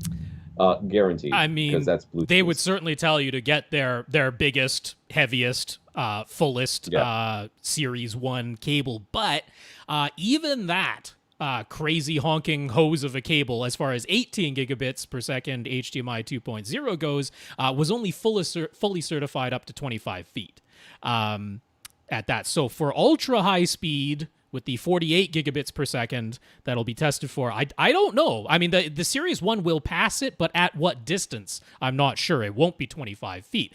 So, right. Monoprice does have, so for the moment, since they can't get the full ultra-high-speed certification and the hologram sticker just yet, they are calling it their 8K 48 gigabit per second HDMI cables. They almost certainly will pass the certification once it exists, so I don't have a huge problem saying that it's okay to buy them now, but this is almost hilarious. The passive ultra-high-speed cables that they have are only 3 feet maximum, because that's as long as they could make a passive 48 gigabit per second HDMI cable. They do have their active dynamic view 8K 48 gigabits per second cables, but the maximum length is 8 feet for an active 4K or 8K HDMI cables. So if you're talking about going in a wall, I'm betting it's going to need to be longer than 8 feet. Right. The only option that exists right now that is like tested to pass 48 gigabits per second are the fiber optic ones. And you're talking, so the shortest one they make is 10 feet and it's $190. Now, thankfully, being Monoprice, they don't go insane with the extra length because you're just talking about extra fiber optic at that point. The expensive part are the chips on either end that are doing the conversion because to do full HDMI 2.1, those are expensive. So, you're talking like $200, $220 for the sort of 25-foot length, that type of thing. But that's kind of what you're talking about. Now, those fiber optic ones from Monoprice are not in-wall rated for just their jacket that's included. So they would have to be run inside of a proper fire-blocking conduit for the in-wall rating as far as fire safety code goes. I would suggest running an HDMI in-wall cable inside of a conduit anyway, but if you don't already have a conduit in the wall, that means opening up the wall. You can't just like fish a conduit through a wall. So this could be a not trivial thing. And if you are going to open up the wall and put conduit, then by all means include some Cat 6 cables, definitely. But if you're going to get 2 of these HDMI fiber optics in there, you're talking probably about $500. Right. And if it were me, I would just put some string through it. Included so in the conduit. I would fish. So I could pull another HDMI cable if I needed it. I would not put one in there and just leave it dangling just in case. You're almost certainly never going to use it. I ran to my projector component video and HDMI, and I have never, ever used a component video. I don't even think it's possible anymore. I don't know what's back on my receiver anymore. But I would just run the straight thing. So you see what we're getting here, right? I mean, to go to 8K just for the sake of going to 8K, you're going to be running into some issues that are not insurmountable. They're just what they are. But that and again, said, I mean, even we haven't even gotten to his last question, which is just going to it's just going to add another one. So let's do that. That said, even with the OLED, if we're talking about the C10 or the G10 OLED, if you do want the 4K 120 support, then that is an HDMI 2.1 ultra high-speed cable necessary for that as well. So the cable might be necessary either way that you go, but please get the OLED. That's if his dad's playing on a Xbox Series X or a PlayStation 5. Yeah. I mean, that's you. If he's not doing that, then you don't need the or an upcoming 3000 series NVIDIA graphics card because they'll have HDMI 2.1 as well. Again, in his dad's case, this AV receiver and sources are together in a rack while the TV is wall-mounted with a clean look and an HDMI cables inside the wall. So would he also need to upgrade his receiver to a model that supports HDMI 2.1? They don't exist, but yes. Well, there's the Denons and the Marances with one they input. Don't exist. One input. They don't exist. They don't exist. That's not a solution. If we don't have actual 8K sources, and the main concern is upscaling 4K sources, can HDMI 2.0 receiver with an 18 gigabits per second HDMI cables be sufficient? Well, if you're going for the 8K, you kind of want to have all the stuff. So yes, there is no 8K native sources, and yes, scaling will be involved. But your TV is going to be perfectly capable of scaling 4K to 8K. Oh yes. I mean, that is not going to be the bottleneck for what's going on here. So you will be sending out 4K, and I don't know that there is a 2.0 receiver. Is there a 2.0 receiver with 18 gigabits? I was 18 gigabits, sure. 18 gigabits, yeah. So I would That's everything. The current receivers that have HDMI 2.1 have a single HDMI 2.1 input, right. and that's Yeah. it. So they are not a switch. They're not a switch. You can only put one thing in there. Everything else is going to have to go into an HDMI 2.0. Yeah. So at that point, why are you even spending the extra money for it? You got to. I don't even consider it an actual solution. I mean, as I clearly stated, for literally everything other than the PlayStation 5 and Xbox Series X and the next generation of graphics cards, for everything else, an HDMI 2.0 receiver with your regular 18 gigabits per second HDMI inputs is fine. And if you are okay, like let's say you're going to get one of the new systems, but only one of them, and you're okay with plugging it directly into the TV, then that is also fine because you can use enhanced audio return channel to send the audio from the TV back downstream, including through the fiber optic HDMI cable if you do go through it, because they do support eARC on those monoprice fiber optic ultra high speed cables. And so, you know, as long as you're okay with plugging the 4K 120 or 8K source directly into the TV, you don't need to upgrade the receiver. But he's not going to do that because it's the unclean look. If the source, including just one of the new game systems, is going to go in that equipment closet, then you'd need a new AV receiver. There's no way around it to pass 4K 120 and 8K signals through. But regardless, wait, because none of those game systems or next generation graphics cards exist yet.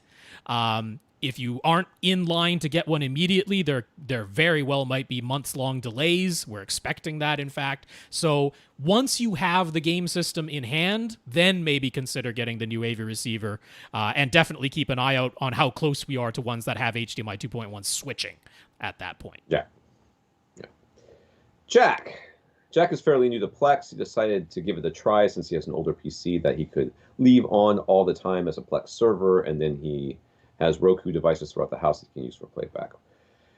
He has put some DVD box sets into his Plex library to start, and it's all functioning, but he basically left everything at default, so he gets the sense that it could be optimized to look a little slicker and a little smoother. Can we point him to some good resources, in particular things like guides for the best way to name his files and advice for what settings to use on his PC?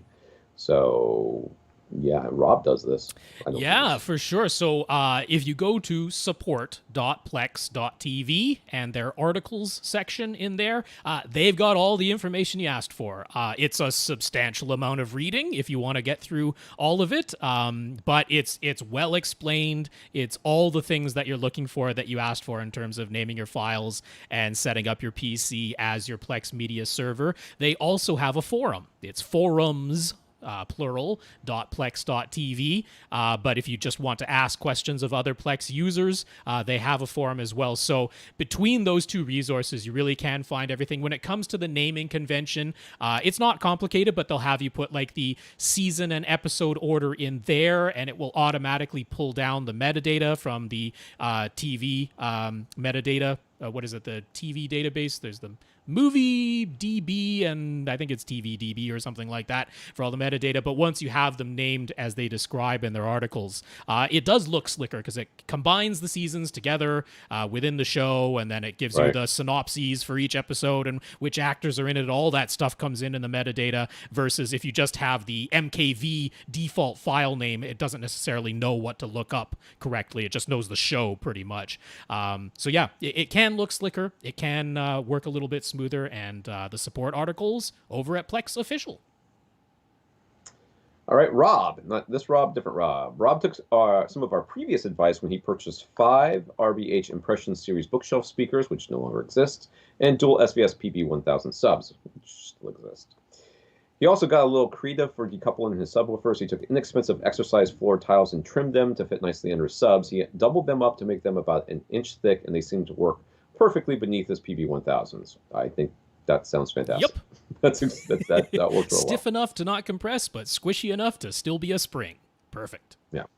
He hasn't installed room treatments yet, but he plans to go DIY using Roxel insulation. His front 3 speakers are behind his acoustically transparent screen.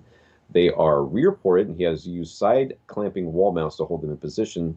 So he only has about 4 inches from the rear ports to the physical front wall, and there's 3 inches from the fronts of the speakers to the back of the screen. Should he have absorption behind his speakers in that 4-inch space behind the ports? And if so, he has some egg crate foam on hand. Would that be sufficient, or does he need to make panels from Roxel? I don't really think that egg crate does much, honestly. Do not use the foam. The foam does essentially nothing, so don't use the foam. I would put something back there. I would too. I would put an inch or two of a panel back there, and because you are it's behind it's behind your screen, you don't even have to dress it up and make it look nice. You can just like glue it to the wall or something. Just raw Roxel insulation. You don't need a frame. You don't need any fabric over it. You just need it on the wall behind the ports of your speakers.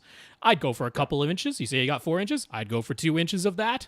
That's as cheap and easy as it gets, I think. I wouldn't expect that you're going to hear a massive difference, but I think that measurement-wise and being able to run your Odyssey or whatever room correction system you have, you might find it gives you a little bit better performance on that end. I don't know that you just throwing it up there, you'd be like, oh yeah, this is totally different. Well, I mean, to be honest, I would cover more, like I wouldn't put up just like a 1 foot square behind each port. Right. I'd cover as much of the wall as you can. Yeah. I just buy bats of it and put it back there. Take it out of the box and just lean it up in the corners and you might need to secure it a little bit, but just raw insulation. And what if the screen is all you have that's visually covering, then cover the what would fit behind the screen. Just make all of that insulation back there. Alex asks, what do we recommend for basic surge protection for a TV, AV receiver, a few sources, and a sub? And will a basic wall outlet surge protector provide protection in the event of a lightning strike?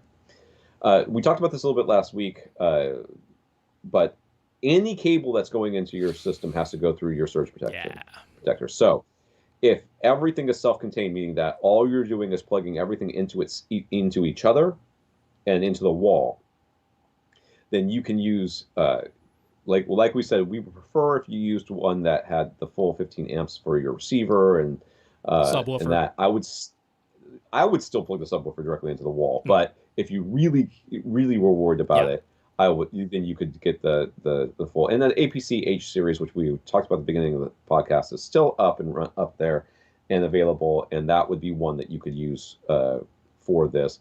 Last time I bought one, I got the H15 or something like that. I think I got it for $100 on like a Black Friday or one of those kind of sales. So Labor Day is coming up. If you're in the U.S., there's going to be sales. I would be looking for stuff for that. And with that, you'll also have the ability to plug your cable, the little cable thingy, into a surge protector. And I think they may even have Ethernet. I'm pretty sure it has Ethernet as well. Yeah. As this is one of those weeks where the news and some of the questions line up. So, I mean, I would have been pointing you to a J-type before, because I do like having battery backup if at all possible. It's almost always useful. Technically asked for battery But he backup, didn't so that's why technically I ask for it. That's right. So if you really don't need battery backup, the H-type is wonderful from APC. But if you do want some battery backup, so now I'm going to be pointing you to the Back UPS Pro Gaming Performance Series. I'd probably go ahead, because the prices aren't that different from model to model, so I'd go ahead and get the 1500 if you can, because that's going to give you the longest battery life and the largest available wattage draw from the batteries, and it does have surge-only outputs. But as mentioned, they are limited to 12 amps. So if you wanted something, like let's say your subwoofer is not where the rest of your gear is anyway, but you still want to have an additional surge protector on there, the one I've recommended for a long time is APC's P8V. It does let through the full 15 amps, and they even mention with the P8V, first of all, there is always a rating on surge protectors, or at least it should be listed. If it's been properly tested, as APCs are, it'll be there, which is the let-through voltage, which means in the event of a huge spike or a lightning strike, how much voltage does get through, because it's not zero. So the P8V is rated for 300 volts, which of course is, substantially higher than the regular 120 on North American outlets, but it's something really, really sensitive, I suppose, but most devices, if it's a momentary spike to 300 volts, it's not going to kill them. And that's the whole idea. And a lot of other surge protectors are rated to 600 or 800 volts. So this is actually on the conservative end of what's available. And they mentioned the P8V actually has a thermal fuse protection. So in addition to just the voltage, if the heat gets high enough, it'll just fuse itself and refuse to send any power through whatsoever. So as far as lightning strikes go, that's about as good as you can do for a regular reasonable price. If you want the very best protection, the very, very best, where it won't even self-sacrifice, this APC will self-sacrifice if there's a lightning strike. You'll have to replace it, but hopefully it protects all of your gear. If you want the very best that doesn't even self-sacrifice, there is SurgeX. And SurgeX does have a battery backup unit. Now, it's the UPS 1000 Li, standing for Line Interactive, and 2. I guess this is version 2. There are only 6 outlets on the back, only 4 of which are battery protected, and the other 2 are surge only. They are high current. They let through the full 15 amps, as we would fully expect from SurgeX. It is a $1,500 device. So it's not a cheap battery backup and surge protector, but if you want the very best protection that won't even sacrifice itself, I can definitely recommend them because they're pretty awesome. Alex. Oh, wait, no, I already said Alex. I didn't scroll down. Sorry. Joey. Joey is the go-to guy in his friend group when it comes to audio-video stuff, which means he just tells us. He asks us, and then we tell them. him, and he tells them.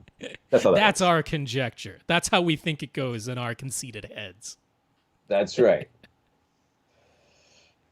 We are vanity personified. He recently stayed for a few days over at a friend's house, and while he was there, they upgraded his friend's Panasonic Plasma to a 65-inch Sony OLED and added an Apple TV 4K. His friend's sound system remains on Rant's AV7703 Pre-Pro with Rotel amps and golden ear speakers, plus the HSU VTF 15H Mark II subwoofer. HSU, everything they make sounds like a Iron Man Variable suit. Tuning frequency, 15 for the driver size, H for high output, Mark II. Yeah. I know what it all means. I just listen, War Machine, sell down. Joey completely unplugged everything and did the cleaning while when they made these upgrades. He upgraded the HDMI cable between the Pre-Pro and the TV and reprogrammed his friend's Harmony Elite remote. I hope his friend paid you or something. That's like a lot of work. Yeah, I know. He has an Oppo BDP-895 Blu-ray player. At the very beginning, after the TV change, it worked properly. But right after Joey had reprogrammed the Harmony and it was testing it out, the Oppo lost audio. And then it also turned the image pink and would flicker sometimes. He researched online. The only thing to find was suggestions to contact Oppo for a firmware update that does not automatically download via the player itself. Have you ever heard of this issue? Do we know the cause? Is there a fix? So Oppo, blah, blah, blah, after we reprogrammed it, blah, blah, blah. We have come across this before.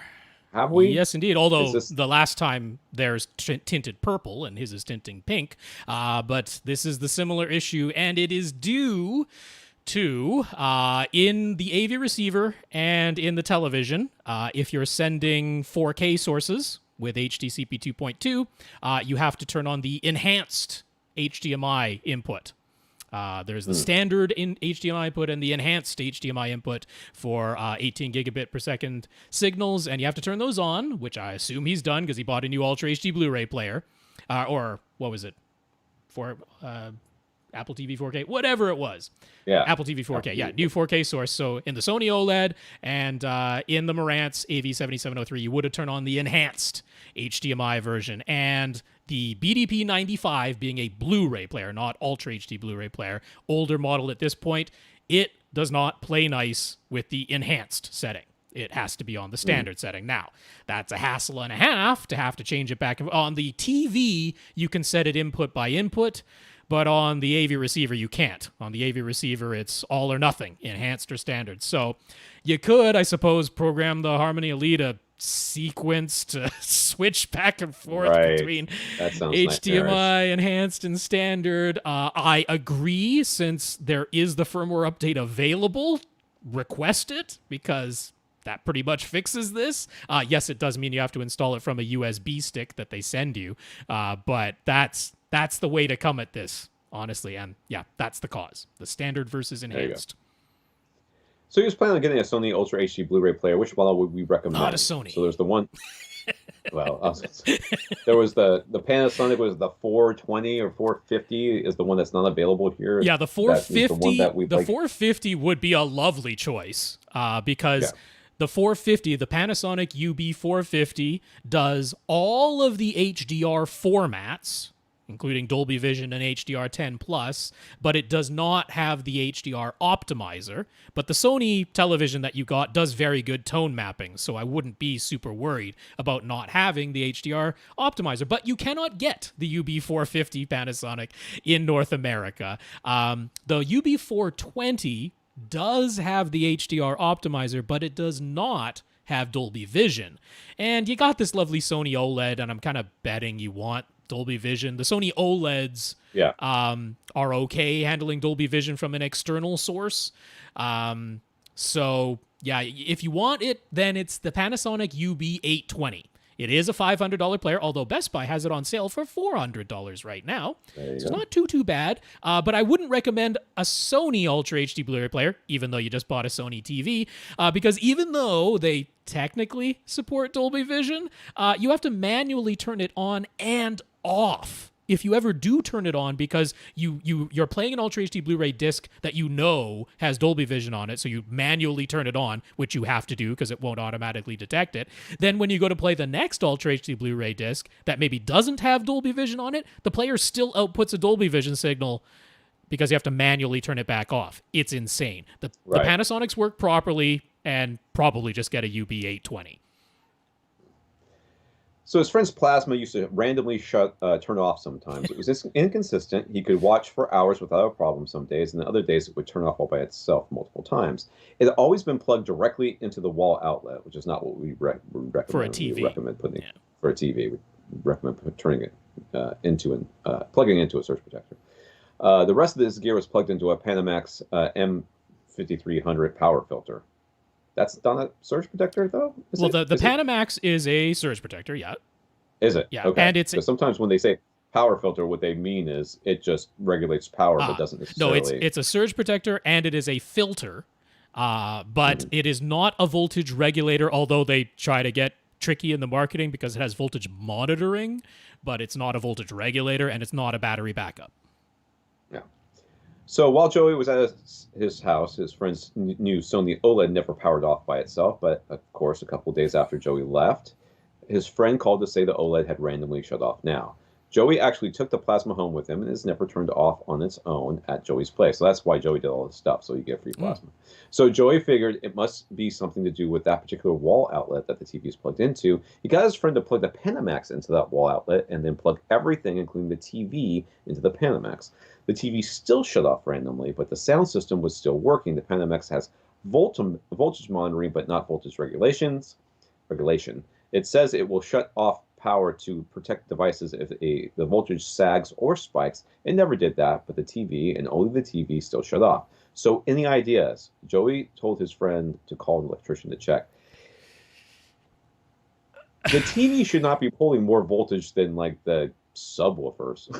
I I just don't know. I mean, it does sound like maybe.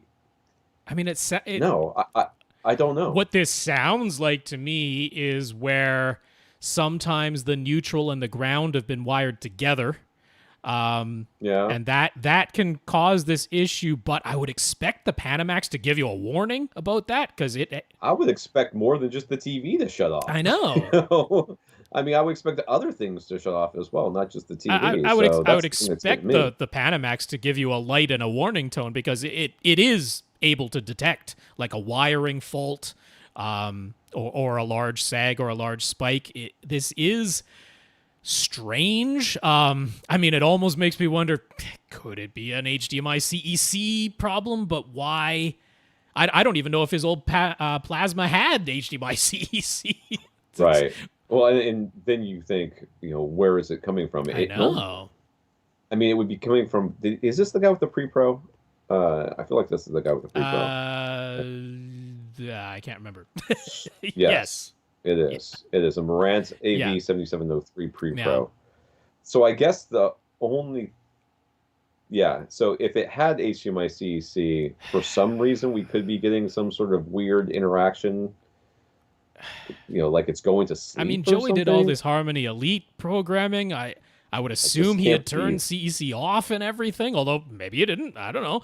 I mean, outside of some, like I say, even if I think we gotta call it. Like I used to have, like, way back when I had a rear projection. Did I have a Hitachi? I'm pretty sure it was a Hitachi rear projection. It was still 4x3 at the time. It was like a 43-inch 4x3 shaped rear projection Hitachi CRT, and it was technically capable of taking in and showing a 720p signal. But if I ever did that, because what was it? Was the PlayStation 2 was actually like technically capable of doing it, and I think the Matrix game was like the only game that ever used it. But anyway, I tried to do it, and it would shut itself off after like 45 minutes because it just got too hot trying to show things at 720p on that old CRT. Right. But that was like the only time I came across something like this where it wasn't an electrical fault and nothing else ever shut itself off. Only the TV did, but it was because it was overheating. Now, I wonder, could it be a heat issue? Does he have this thing mounted above a fireplace with the fireplace on? I mean... Well, I guess, yeah. I mean, in August? I know, right? Where does he live? I guess he lives in Australia? I mean, South Africa? Wall mounted to a wall that's like right where some kind of heat thing goes. I'm pulling at straws here, obviously, but so is Joey. So I mean, we didn't really hear how it was mounted or anything. Right. But what if it was in some sort of like makeshift picture frame or something like that, some sort of box, like recessed into the wall. Recessed into the wall, and it wasn't getting good adequate ventilation. Yeah. I guess that'd be about the only physical thing I could think of, other than some sort of electrical problem. But I don't understand how it's just the TV. I know, because the electrical thing seems really unlikely. Having plugged the Panamax into that outlet, I mean, I'm glad you suggested that. I would have too, because it is designed to detect if there's a ground fault or a problem in the voltage. It would have given an alert. So I almost have to think this is a heat issue. And I mean, since the plasma that was turning off at his place is not at yours, then that doubly makes me think it's that. Because, like I say, the only thing that ever made a TV of mine turn off was getting too hot. Yeah, I can't. That's about the only thing I can think of too. Let us know, because I'm interested now. Martin says he listens to our podcast while he is walking his dog, Daisy. Hi, Daisy. Being part of the 2+ hour club might be a bit much for her. We have seen a picture of Daisy lounging on the grass. He is holding a leash, which makes me think this was mid-walk, and Daisy decided to take a little break during the 2-hour runtime of our podcast. Can't blame you, Daisy. Don't blame you at all. Yeah, it's hot out there. We've said many times on the podcast that when it comes to Atmos overhead speakers, just about any reasonable speakers will do, and having a perfect timbre match to the floor-level speakers is vital. But Dolby says, right in their installation guidelines, that Atmos speakers ought to match as perfectly as possible. So how does he reconcile these desperate suggestions? Dolby's just saying the thing that will get them sued the least, and we have no money, so we don't care, and we'll tell you the truth. Yeah, I mean, they can't go wrong telling you that, hey, if all your speakers match, that's the best available option. I mean, heck, it's also true. I can kind of agree with that. At the same time, we know that it doesn't matter. From experience, from firsthand experience, the amount of sound, first of all, that comes out of the Atmos speakers, and then the range of frequencies played within those speakers, versus how well we hear above us while other sounds, particularly in front of us, are still going on, because the number of times there's a sound exclusively above us. Has that ever happened? I don't know. There's no other sound besides something directly above. Maybe it's I'm sure it has. Maybe A Quiet Place, maybe? Could be. But where sounds are primarily overhead, maybe. But in any event, even if it is, it's fleeting. You don't have sounds continuously going on exclusively above you for prolonged amounts of time. So yeah, in terms of real world experience, how vital we think it is that the timbre match is absolutely perfect. I would put it a notch below how important I think it is for surround backs, and how important I think it is for front heights. I think it's... you can definitely get away with a non-perfect timbre match. I mean, you don't want to be completely wildly different, but anything reasonable will work nicely. So Martin uses a Trip Lite Smart Pro 1500 battery backup. It has 5 battery outlets and 5 surge-only outlets. He has an Emotiva XPA5 amplifier, and he plugged it directly into a dedicated 15-amp circuit. But would it be better idea to plug it into one of the surge-only outlets of his Trip Lite? Would his particular model be able to supply the necessary current? Yeah, I mean, you would want to plug it into the 15-amp one that can give you the full 15 amps. You could also just plug it directly into the wall, because I think that's what he's done at the moment. Yeah. Oh, is that what you're saying? Yeah, because it's a dedicated circuit. Yeah. So. Oh, I thought that was one of that 15 amp outlet on the Trip Lite. No. All Emotiva amps, to my knowledge, have fuses. Yep. So you are. And they say right in their manuals, plug it into the wall, please. So to answer, I looked up his Trip Lite model. It is limited to 12 amps. We are talking about an XPA5, which it can draw some power. It can draw some 1500 volt amps.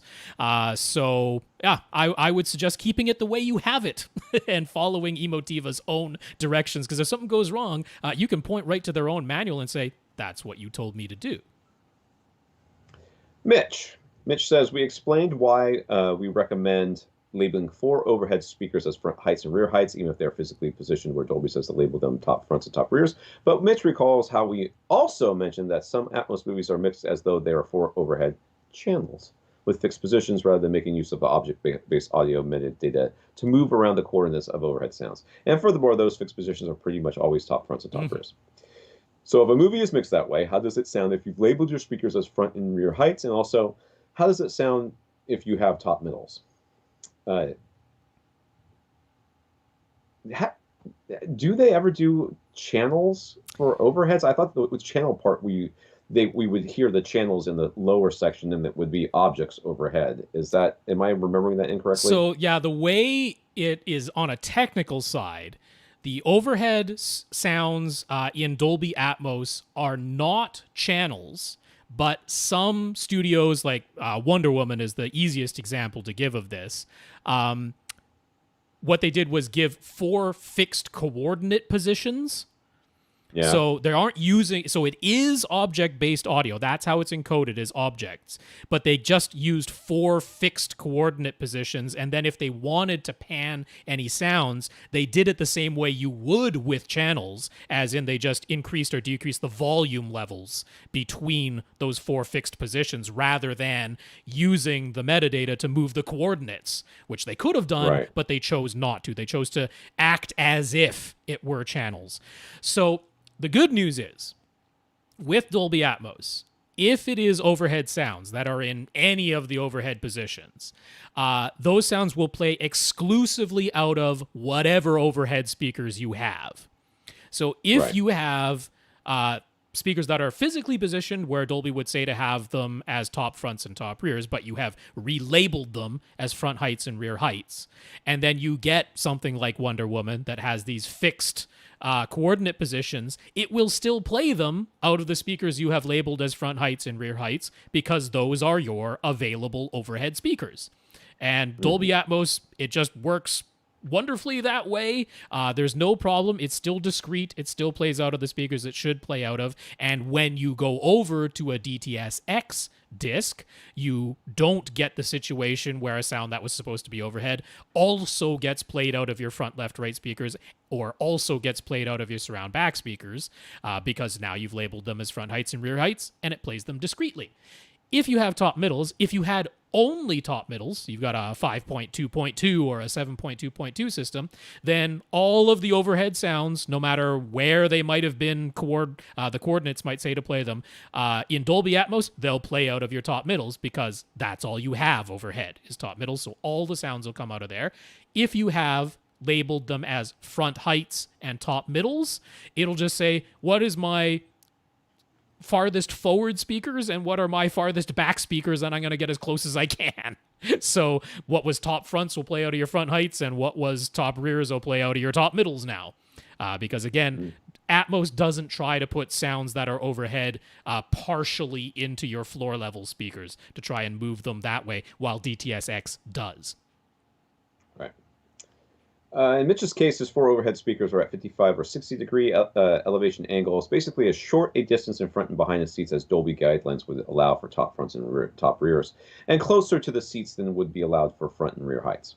He's outside the range where tops and heights overlap in Dolby's guidelines. Mm-hmm. So would it still be beneficial to him to relabel them as heights? Yes. At this point, well, I mean, when you've got 2 speakers mounted to your ceiling, and we are talking about whether or not you should label them one thing or another, and literally it's a couple of button presses for you to check it. But you have to rerun Odyssey to get it working properly, so it's not completely trivial. Yeah, it's not completely trivial, but this is something you can test. I would do it, and then live with it for a while, and see if you thought one of 2 things. Either you thought, wow, I'm noticing a difference, and it's good, or wow, I'm not noticing anything, which is what I think you're going to say. And I mean, if you never play DTS-X content, you're never going to notice the difference. Atmos is going to sound exactly the same as it sounds right now. If you change the labels and rerun Odyssey, so now they're labeled as front heights, rear heights, Atmos isn't going to sound any different than what you have right now. It's only going to be DTS-X that might sound different. Right. So, I mean, I would do it and just live with it for a while. And if you don't ever notice difference, you can be lazy and not change it back. Because I think that's what probably is going to happen more often than not. Michael, after some fairly lengthy shipping delays, Michael received his GIC Acoustics panels and soffit bass strap. He's loving them, and GIC was very good about maintaining communication throughout the shipping delay, so he's happy to continue recommending them. Naturally, with new acoustic treatments in place, he ran Odyssey using the editor app. He has taken to cutting off the EQ range at 500 hertz and focusing on just EQing the bass. But then he tried switching to the flat setting, and while he didn't like the bass as much, didn't like the treble extension a little bit better. So how does he get the best of both worlds? Can he keep the flat setting and then manually adjust the bass EQ in the Odyssey editor app? So I guess before it was, he didn't have it on flat. What did he have? Well, so when you use the Odyssey editor app, any changes that you make in the app only apply to the Odyssey reference setting in the AV receiver. So unfortunately, it's not as simple as just switching it to flat and then using the Odyssey editor app to do whatever he does in the bass, because he does some manual changes to the target curve in the bass that he prefers. That's great. But it's not as simple as just switching it to flat and then making those changes in the bass. What you would have to do is no longer truncate the range of the EQ at 500 hertz. You'd have to allow the full range of EQ and then manually change the target curve in the Odyssey editor app to basically a flat line in the treble instead of the roll-off. They give you a choice of 2 different roll-offs in the app, but you just want to manually change that to a flat line because that's what the flat setting is. I mean, this is one of those times where somebody has listened to us or listened to other people and have decided that the best way to do a thing is to do what this person has said. Mm-hmm. And then they try the automated version. They're like, wow, this automated version actually has some benefit. How do I reconcile the two? There's a reason why Odyssey set these target curves to be what they are. And there's a reason why some people, some people keep I don't do this. I don't cut off the EQ. I let it EQ the whole thing. I don't think it's doing much up top. I don't think it needs to. But it's there in case there is a problem. And I think what you've experienced is especially when you added all these room treatments to your room, you probably deadened your room a lot more than you were used to. Yeah. So what Odyssey did by allowing it to EQ all the way up is, that reverberation that was giving you a lot more trouble in your room is suddenly gone. And it's not adding that reverberation back, but it is increasing the volume so that you're getting a more clarity than you had before. And this is where, Odyssey, the better the room is to begin with, right, the better job it can do. And if you're in a fairly not good room, then, let it focus on the bass and just forget everything else, because it's not going to be able to do much. Whatever it does is probably not going to be very helpful. But in a room that's been treated, suddenly it can fine-tune this quite a bit. So,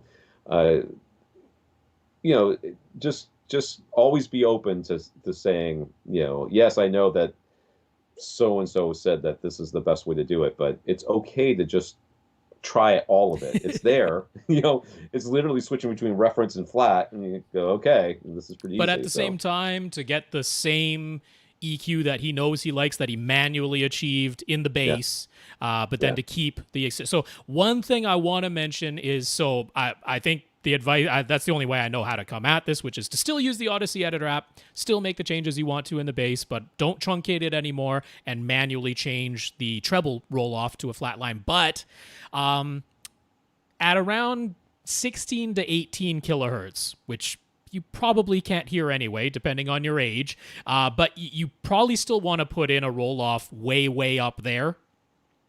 Because if you really try to just draw a completely flat line all the way out to past 20 kilohertz, that can occasionally cause some issues with some speakers. You don't want to end up harming a tweeter or just getting some weird distortion or something like that, which isn't really necessary. So like I said, very few of us can still hear above 18 kilohertz. How much vital information is up there anyway. So just for the protection of your speakers at 16 to 18 kilohertz, I'd still have actually a fairly steep roll off way, way up there. Yeah. Robert has a LG C8 OLED and an Oppo 203 Ultra HD Blu-ray player and a NAD T758 V3 AV receiver. Would there be any benefit to using both of the Oppo's HDMI outputs to run video directly to the OLED and audio only to the receiver? Does the NAD pass through all the stuff? Because if it doesn't, then yes. No, it definitely passes through 18 gigabits per second. So that part is no problem. I don't know if it passes through Dolby Vision. I'm not sure. It seems like it should. Well, I mean, it's if it can old do the 18 enough. gigabits per second. It's old enough that it was in that time when not every receiver did pass through Dolby Vision. And I don't know if it did to begin with, and if it did not, I don't know if it got an update to do so. It's questionable. If it does pass through Dolby Vision, because you've got an Ultra HD Blu-ray player and a television that can both do Dolby Vision. So, hey, it'd be nice to use it. So that's easy enough to test. You turn both Dolby Vision on in your Oppo, you play a Dolby Vision Ultra HD Blu-ray, and if it doesn't come through, because the LG will light up what type of HDR it is showing. If it doesn't light up as Dolby Vision, then your NAD isn't passing it through, and that would be a reason to send the video directly to the TV and the audio separately to the NAD receiver. But if Dolby Vision does light up, then your NAD is doing all the things it needs to do, and there's no reason to run two cables. Right. So to answer the more general question is, is passing through video through a receiver in some way going to harm the video signal? Because if the question is, so the question we answered is, if your NAD is passing through all the things, then there's no reason not to send it through the NAD. Rather than buying a second HDMI cable and doing all this stuff.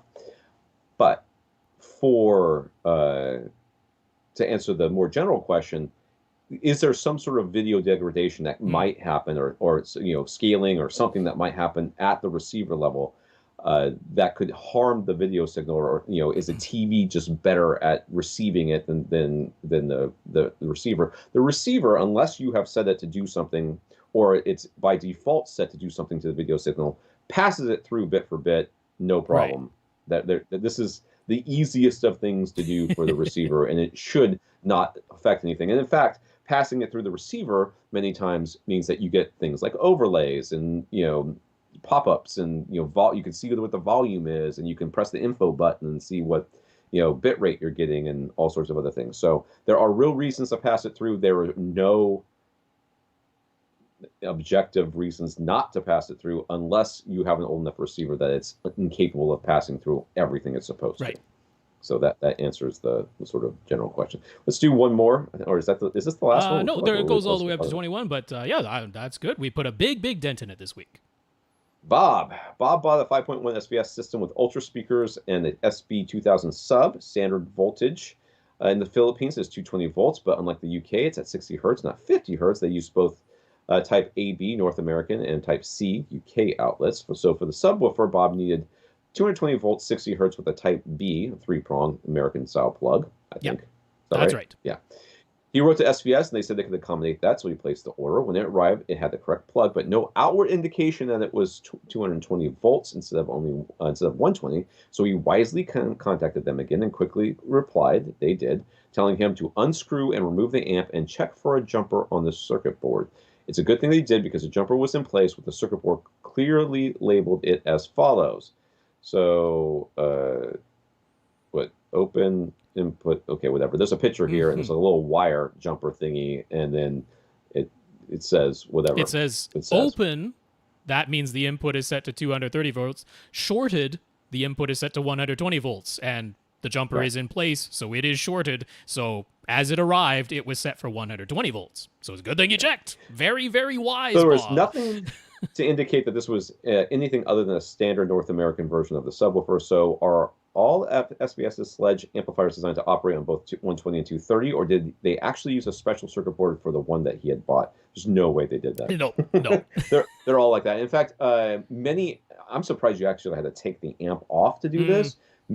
I've seen many a subwoofer amp that has a little switch that you can't really hit with your finger. You got to get a screwdriver or something. Sometimes they even have a little plastic thing over it where you have to unscrew or something, but it's still semi-accessible from the outside. Yeah, and you just flick it into 220, which does the same thing that you did by pulling the wire out.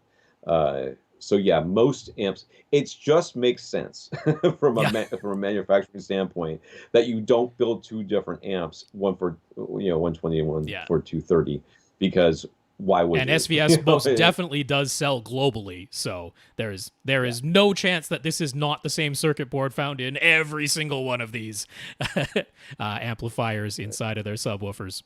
But very good on you for checking, because that was good. Yeah, I would not. That could have been a problem. That was very. You know what? I'm betting in the past Bob has run into issues with voltage things and knows now that it's always worth double checking. But that's very wise.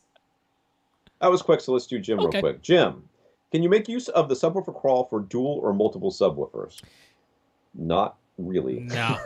Nope. It doesn't work that way. Yeah, because you can't put your ear. Well, it wouldn't. Basically, go to AV Rant and we'll link up how to calibrate dual subwoofers in non-standard room or non-standard configuration. It is the 12-step guide to setting up dual subwoofers from AV Rant if you just want to Google it ahead of looking up the link. But you can't do a subwoofer crawl because you can't put two subs in your seat and then you are simultaneously in two places. That's one reason why it doesn't work for multiple. But the main reason is with one subwoofer and doing the subwoofer crawl, you're doing this reciprocity thing where the wave pattern that is generated with the subwoofer at your seat and then you crouching down where the subwoofer might live, when you then reverse those positions and the subwoofer is by the wall and you're back in the seat, the wave pattern is reciprocal back and forth. But once you add a second subwoofer anywhere in the room, now the wave pattern has changed. You have changed the wave pattern to what was going on there. So there is no effective way to do a subwoofer crawl with dual or more subs. That's right. So is he correct in thinking you should use the subwoofer crawl to find the best position for sub 1 and then simply put sub 2 on the opposite wall? No. Surprisingly enough, it's even easier than that. Okay? You don't need to find a good place for your sub if your room is rectangular. If your room is not rectangular, then it doesn't matter because no amount of crawling and doing, there is no there's no mirroring. Yeah. So what you want is midpoints of either your front or your side walls, either one. Okay.